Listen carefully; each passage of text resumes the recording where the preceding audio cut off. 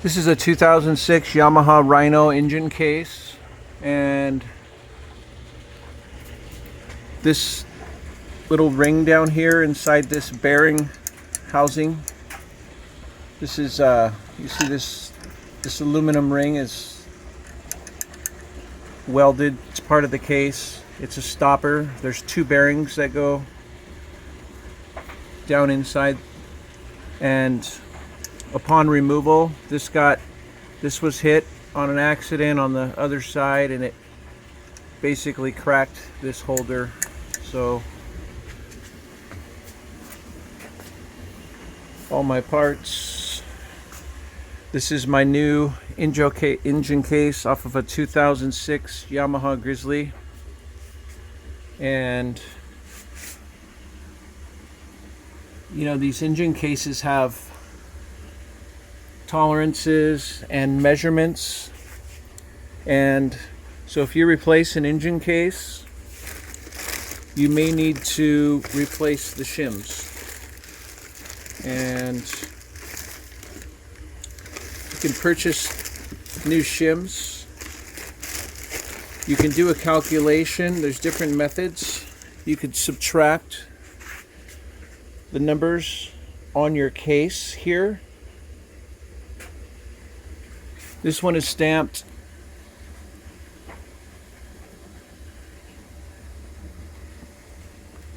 I may be looking at the wrong measurement here, but there are stamps on your engine, and it's different on both cases. This was slightly different.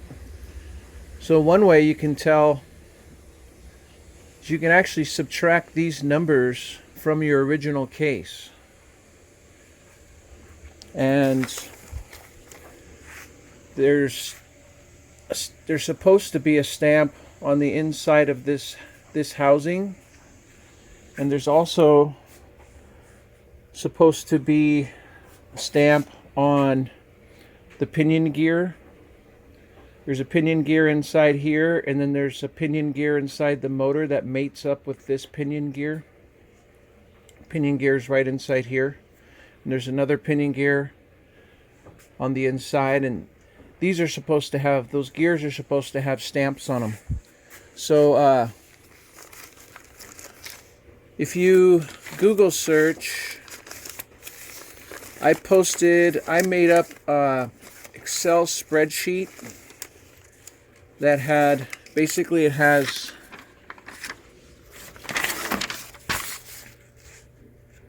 a formula, and this basically follows the service manual.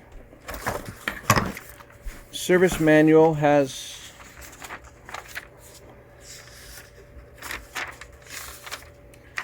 there's supposed to be a stamp on this housing here, and on the back of the pinion gear, and it gives you a very somewhat complicated method of calculating. And there's also a stamp here on your middle drive plate, and then it shows you here on your motor where the stamps are on your motor. And so it's you can come up with the formula using the manual. It's just a little bit messy, and so I kind of transferred the same formula over here to a spreadsheet, and so you could just fill in the numbers, and I also did the calculations where necessary, and in the end I came up with the results of the new shims that I needed. You have a shim that goes here. This is a shim. And then you have a shim that goes on top of the middle drive plate. So there's two spots for shims. Your rear bearing housing, and then your middle drive plate bearing housing. And so anyway, I'm going to make a video later and with more information on this, and you could Google Yamaha Rhino 660 Shim Calculation, and you can find my post on a Yamaha Rhino forum and on an Excel spreadsheet, and you could use the same method, and it makes it it's just the problem I had was some of my parts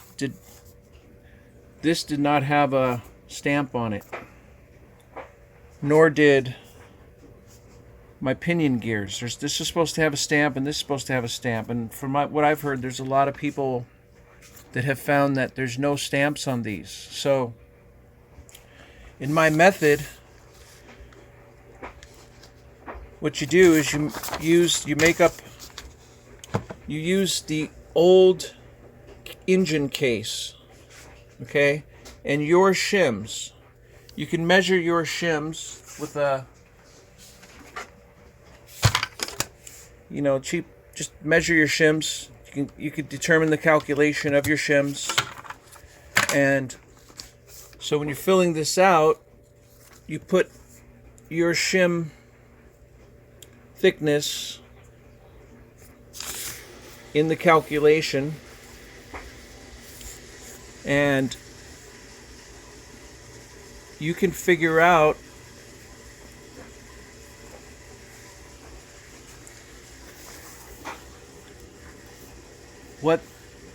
hypothetically what the marking on this part should be, and then you could put a marking on this part and also on your gear. You can determine based upon your shims, your old case, and the calculations. So you do basically a backwards calculation just to determine what these parts should be, and then you can calculate, come out with the new shim sizes that you need to purchase. Because if you're changing this case, but it's not much of a difference. It's only about, I think it's around 5 thousandths on mine. I'd have to look back. I haven't even looked at these numbers for about 4 or 5 months. I just tore into this project again. But it's not a huge difference. And I found that you can use these stamp numbers on your case, your old case, and then the new case that you're using, and you can literally just subtract that, and that is actually the difference in the shims. That could tell you if you need, to make up the difference. So that so that's one method. That's a shortcut, is to use that method. Because I found that you could just subtract these case numbers from your new case. You could determine, and it came out, all the work I did with my calculations here, and all the work I did here in the book with doing the calculations by hand. I simply could subtract these numbers from the engine case. That's one method. But if you're replacing this bearing housing, or you're replacing pinion gears, either way, you're supposed to do a shim calculation, and there's different ways to do that. You can use this little tool right here, which I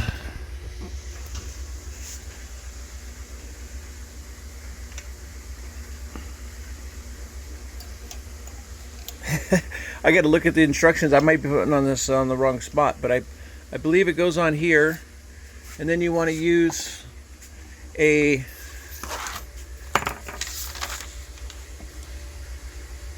dial indicator.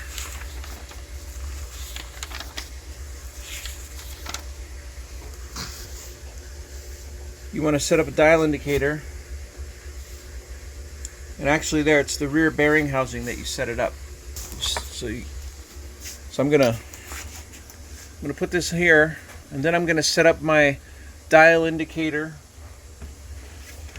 Harbor Freight has dial indicators for $12.99, and you can get one of these magnetic bases for about $15. And I'm gonna set this micrometer up so that I could see And I'm basically going to rotate this shaft back and forth to see how much, like that. The micrometer is going to measure that movement. It's going to, so how much play is in this gear. So that's the method that the book gives you. Again, this is in the service manual here. So anyway, this is another short video I wanted to make, and I'm gonna post some other. This is a unique. I've not seen one video anywhere on YouTube, anywhere, or any forums, anybody. There's nobody online I have been able to find information on, you know, instructions to help you do these calculations, and you know, you should do them, because you should take this extra step and, you know, spend $30. You know, these dial indicators come in handy, right? You can use these in the future for other jobs. You know, if you make sure that you have the correct gear lash in your pinion gears, I mean, that's going to be beneficial when you're putting a lot of money. I have a lot of money in parts rebuilding this motor. So, you know, almost, you know, I'm not even going to say how much. It's a lot, because I bought all brand new bearings, did the whole transmission, every bearing in the case, and I replaced a lot of parts brand new. And because I don't want to tear this thing apart. It's a lot of work. I want to get this back together. Hopefully it's going to be right. And hopefully it's going to run good. But I don't want to tear it apart again. And so, you know, if you don't check this gear lash, and you change your engine case, or you change this housing, or you change your pinion gears, and you don't check the gear lash, then it's possible that tolerances are going to be off, and it could basically, you know, you're going to have maybe metal particles that are, you know, maybe you're going to get some metal wear on your pinion gears, and that would be a mess. You know, why do that when you can set your gear lash, even though it's apparently, from what I've read online and talked to even service mechanics, is, you know, nobody really does this process, and you can see why it's a pain in the ass. But you know, but if you do check your gear lash and it needs to be adjusted, and you've got it, you know, you can buy the new shims, then you can make it. What I did is I temporarily mated this motor together today. So I've got, you know, I've got the new crankshaft assembly in there.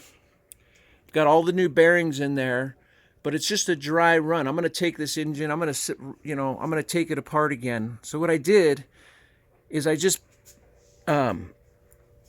I haven't even red Loctited all the bolts in this motor. They talk about the internal bolts on, you know, your middle drive plate.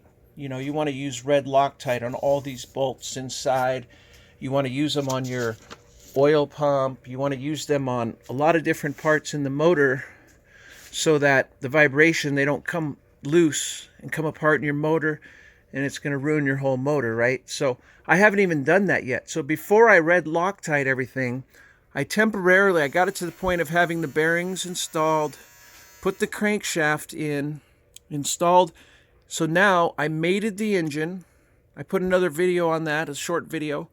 And what I'm doing now is I'm going to do this gear lash process. I'm going to check this gear lash. And I also painted this stuff right here. It's called layout fluid. This is what people use on rear differentials in cars, and people that set up the pinion gears. And you paint this onto the gear, and then you look at the wear pattern. And from what I understand of this process, what I've been told is you want to have the wear, how the gear rides together, you want to see in the middle of this gear. That's my basic understanding. Don't take my word for it. I am in no way, in fact, I have never even done a pinion gear before, so check it yourself. But from talking to a professional, is these gears ride, you want to have the wear marks from the gear riding in the center, towards the center. Now if it's over here on the outside, on the far end, then you've got problems. So as you're checking your gear lash, you can reassemble your motor and put this together. And then what I did is just, turn this clockwise, or I suppose you can go counterclockwise. That's turning the output shaft.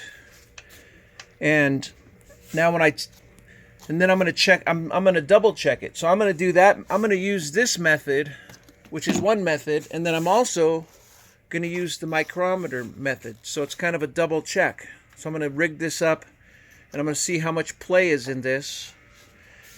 And then when I take it apart, I'll look at the gears, and I'll see where that paint, where the gear is meshed up on this, And so if it's in the middle, I mean, if my calculations are correct, and I made the adjustments based upon my calculations and also did it, the messy way, I had to add some shims. This is my little parts bin I keep everything, my oil pump and camshaft, transmission. Okay, middle drive gear. This is where I have, so here's what the shims look like. You can buy them.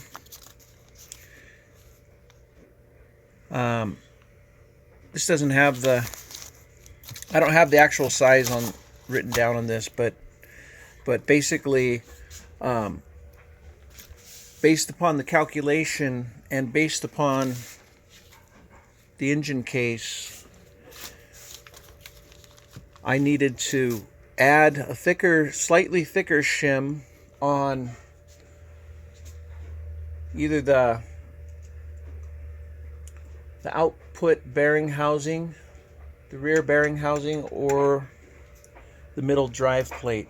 And I actually had to reduce the shim size. So I'll check back later.